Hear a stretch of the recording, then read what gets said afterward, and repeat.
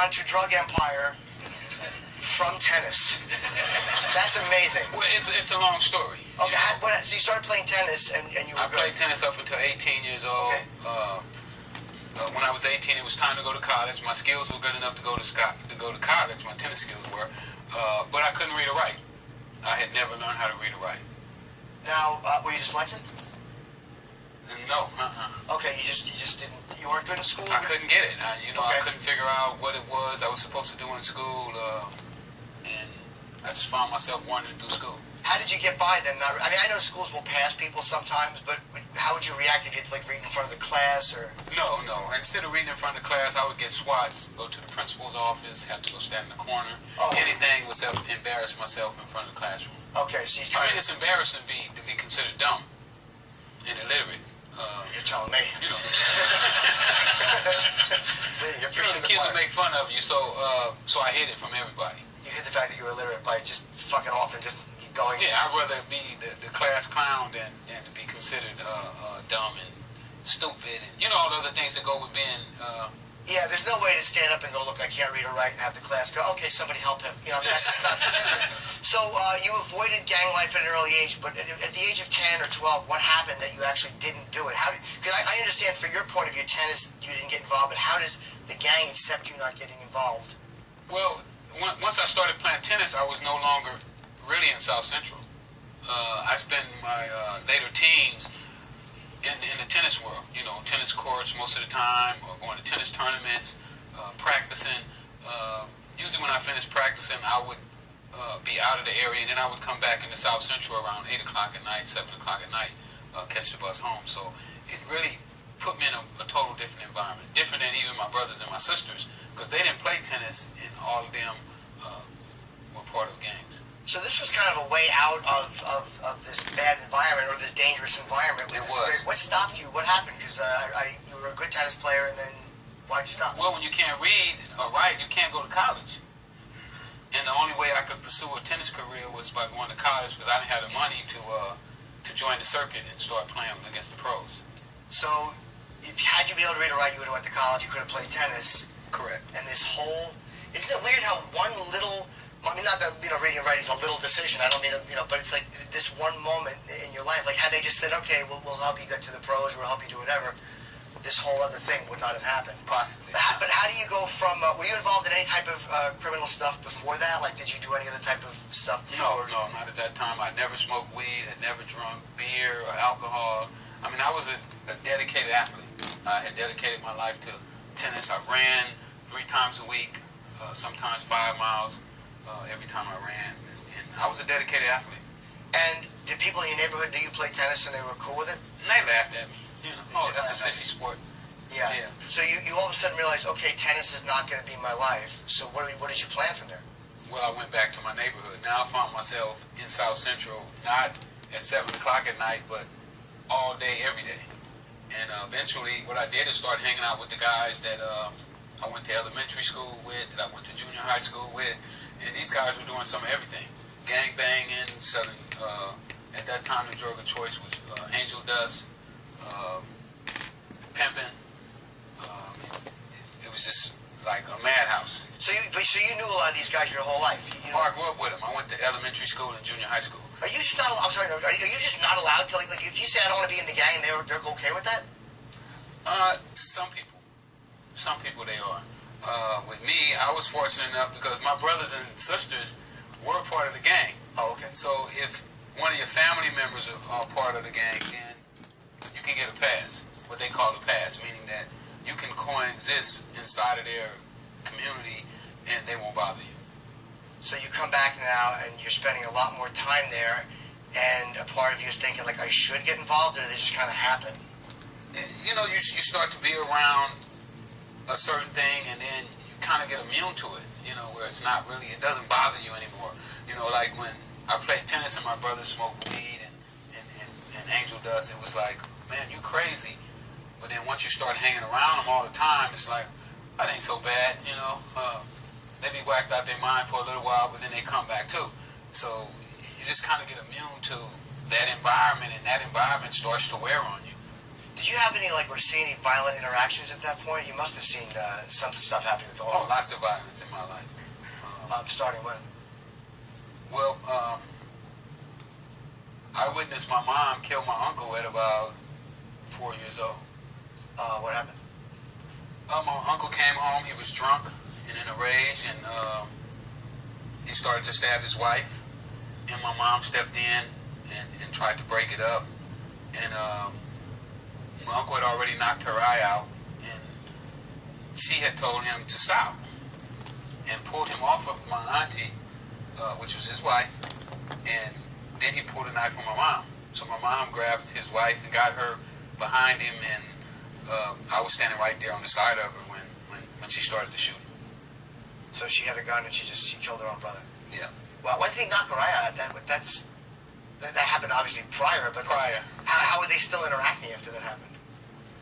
I mean, I guess she forgave him. You know, I was still young at the time, and I don't remember him knocking her eye out, but I know that that's what happened by her telling me that. Oh, okay. And what other criminal enterprises before you got into the drugs with these guys did you wind up doing? Because you said like you started to get into other things. Stealing cars. Oh, you did. Okay. Started off stealing cars. You know, they would go out and steal a car, and they would say, "Man, you want to make $50?" And I would say, "Yeah." And they would say, "Okay, drive this car over here." And I started off driving the car, and then later on, I learned about cocaine from there. The same guys stealing cars are the same guys doing cocaine. Yeah. And you started on a pretty low level. Like, I never dealt drugs. I did a very small amount compared to what I'm sure you saw. But like, what is the process? How do you say like, okay, I'm going to start selling it, like, and not try it yourself? Because I know if I had like a bunch of coke, I'd probably sniff it. It looks like fun. Well, you know, the first day that I got started, my friend gave me what's called a $50 piece, and it was about the size of a match head. I mean, you could barely see it. I couldn't believe it was worth $50 when he told me. Because I was totally novice. I never saw cocaine, had never used it. That was the first day I ever snorted cocaine or ever touched cocaine or anything. Oh, you tried it?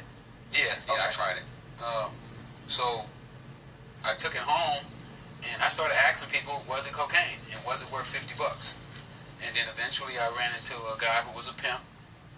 He took it, looked at it, cooked it up, made a rock out of it, and told me that it was definitely cocaine. So people were smoking cocaine back then? They were smoking it, yeah. Was this before crack or no? Well, we never called cocaine. I mean, we never called it crack. That was what the government named it after they put this big conspiracy together to make it appear a certain way. And I think that they gave it the name crack because it more sensationalized the danger of it. We used to call it Ready Rock. Ready Rock. Right. When Richard Pryor was smoking, he was smoking Ready Rock, and those type of guys, they were smoking Ready Rock. Did you know Richard Pryor? No, I didn't know him. Okay. Wish I would have. Yeah, me too. Big fan. I just figured Rick and I probably not crossed that many paths, but we both like Richard Pryor, so I'm kind of happy. At least we had that. All right, so you get involved. What happened with that original $50 bag? How much money did you make from it? Well, you know what? He beat me out of that first piece. He beat you what? It was Well, it was so small, right? So he tells me to let him sample it. So he takes a sample, he cuts it in half, he takes a little piece, he puts it on his pipe, he smokes it, and he tastes it, and he goes through this little ritual that they go through. And then he said, you know what? I tasted it, it tastes all right, but I need one more hit to make sure that it's good. Because I don't know if it's cocaine or not. I'm not sure if it's cocaine, and I don't want to go around trying to sell somebody something and beat them out their money. And in L.A., I saw a person get killed one time over $1. What happened? Well, they were arguing over $1, and then one of the guys pulled out a gun and shot him because he owed him $1. Well, do you know It wasn't about the money; it was the principle. Oh yeah, no, I know, but but I'm wondering who remembers. Hey, that guy owes me $1. Okay, so you got this guy is smoking. You had a guy trying your coke to make sure it was coke, Yeah. and then you realized the error probably of allowing a drug addict to test your coke for you. Right. So he had a little bitty piece left, and he was like, "Man, you might as well just let me do all that. I'll pay you Friday." Oh, okay. I'll pay you Friday. So was that the first lesson? Never believe that they'll pay you Friday. Exactly. So what did you do now? You're out $50. I'm out of the business. I don't know what I'm gonna do. I owe my other friend $50. So I'm sitting on my porch and I'm figuring out now what are you gonna do with your life? You just run your first endeavor in the cocaine business, and then the guy who just beat me out to 50 pulls up. He jumps out the car, and he has another pimp with him. And this guy said, man, can you get me $100 worth of that stuff that you just sold Martin? And I said, I don't know, let me see. So I called up Mike, who's the guy I got it from, and he said, okay, I'll bring it over to him. And that was my first sale. Okay, because you kind of you didn't give him the drugs up front, so there's no way you were going to get beat. You had to pay for them when the drugs Right. arrived. The second time they paid for it up front. So. Okay, so you start with $100, $50 you get beat, then you do $100. Where does it go from there, and how does it? Well, I started doing that for Mike over and over again. You know, just calling him when people come, and now I'm starting to know 5 drug users. So I'm looking at it, I'm saying, wow, you're making Mike $300 every day, and you're not getting anything out of it, because I really was just doing it as a favor to him. And then it just popped in my head that maybe you should start your own business. Wow, that's amazing to me that you got beat the first time. Then you just did favors and kind of made connections. Knowing where you went on to, it's like this business savvy just kind of clicked in, like... It just started clicking in, and you know, I started with $125. I went to Mike with $125, and I started with that, and you know, doubled it up. The next thing you know, I got $1,000, and then $2,000, and then $10,000. And because when I first started, I only wanted to make $5,000. Oh, you just said make a little bit of money? Yeah, I said, you know what, I'm going to make $5,000, get my car running, you know, get me some tennis lessons, get my tennis career back on track, and I'm going to be out of this, right? Well, I made $5,000, and then now when I make the 5, I'm making $600, $700 a day. So I'm saying, wow, why don't I just make 20? Yeah. So then when I get up to 20,000, I'm making 2,000 profit a day. So I'm like, wow, let's go get 100. And then I make the 100,000, and it's like 100,000 how often? maybe a week. That's a lot of money.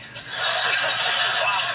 That's a really, you know, it's so funny. Like, it's so easy to say, you know, everyone knows drugs are bad, but it's always, why do people get involved in drugs? And it's like, it's really hard to probably not take the temptation of 100,000. I'm sober since I'm 18. I'm 45. I would sell drugs for $100,000 a week. That's a lot of money to ask someone not to make. Yeah, it is. And especially for somebody like me who would have been, I would have been willing to work for $500 a week or $300 a week even. I just wanted a job. I wanted to feel like I was viable, that I was bringing something into the household. You know, your mom get on you about not having anything going on for yourself, and you know, people really look down on you if you don't have anything going on. So I desperately wanted to get something going on. I couldn't get a job at McDonald's or the gas station because I couldn't fill out the applications. But with the drugs, they don't ask for the application. All they care about is, do you work hard, are you an honest person, and are you going to do what you're supposed to do? But it is honestly, and I really mean this, we're fucking around and having fun, but you are a guy I wanted to talk to for a long time. You are an icon. I've known your name for many years, and watch this package.